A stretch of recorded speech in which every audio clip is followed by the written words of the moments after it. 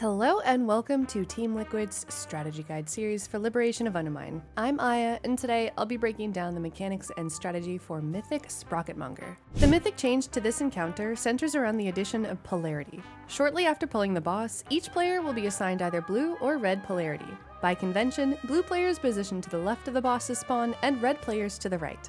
Throughout the encounter, the boss will periodically swap the polarity of several players. When this occurs, affected players must move immediately to their correct group to avoid deadly overlaps. If two players of opposite polarity touch, both are knocked back and afflicted with a heavy dot. This interaction almost always causes a wipe, so clean movement and positioning is critical. Polarity-linked mines. In Mythic, the mine mechanic evolves. Mines now spawn with a polarity color, red or blue, and can only be triggered by players with corresponding polarity. Fortunately, mine spawns are static in both position and polarity. We'll show graphics that should help you understand the flow of the encounter. Both the Liquid and Northern Sky weak aura packs have default mine soaking setups. If you want to match Liquid's exact assignments, you can reference Bart's recommendations or check VODs.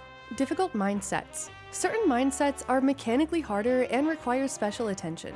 P1 set 3, P2 sets 1 and 2, P3 sets 1, 2, and 3. These sets are difficult because they require ranged players of opposite polarities to soak far mines. For example, P1 set 3 spawns immediately after a polarity change. At that point, your weak aura cannot pre-assign the far soakers and can only guarantee that one player is in the far pair. Example solution. Have your hunter, top priority and always in the far pair, move out during the polarity change and turtle the tank explosion. The second assigned player can then safely follow. Alternatively, ranged players need a clear convention for moving out and returning without causing collisions while ensuring mines are triggered as quickly as possible. Priority should always go to the player triggering the first mine or initiating movement. Drill and mine coordination. There are moments when non-soaking ranged players can bait drills early. This is especially important during P2 set 3, where players must execute the topo drills or L drills strategy. It goes as follows. Drop 2 drills together, drop the third drill inside the mine platform, immediately move to safety from the void beams. This movement creates an L shape and should be rehearsed. Any premature or uncoordinated movement often leads to avoidable deaths. Make sure your ranged DPS are aligned on drill movement. This mechanic becomes significantly easier when players move together. Cohesion should be the goal for every drill set. Intermission Knockbacks. In the first intermission, red players take the gateway. In the second intermission, blue players take the gateway. The knockback behaves like Razageth's winds. It applies a continuous push over time. If players use a gateway, teleport, or movement skill too early, they'll continue to be pushed after landing and risk falling off the platform. To avoid this, leave 5 to 10 yards between the boss and the gateway. Stand directly between the boss and gate. Bind your gateway toy to mouse wheel for fast reaction time.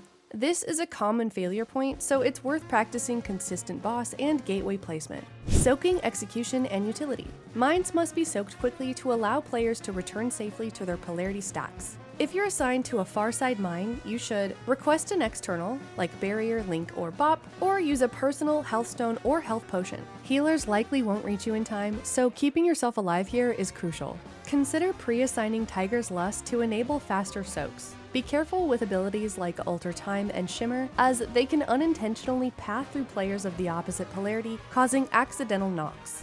Final phase, Void Barrage and Polarity Shift. In Phase 3, Void Barrage fires orbs across the arena. Contact with these orbs cause massive raid damage. To mitigate this, perform a counterclockwise rotation of your polarity groups. This allows both groups to face the source of the orbs and dodge more easily. Lowering your particle density settings can improve orb visibility. By this point, the boss should die during or shortly after the first Void Barrage, avoiding the most dangerous overlap mechanics. If not, reference our kill videos for fully separating polarity groups between the final Void Beam casts.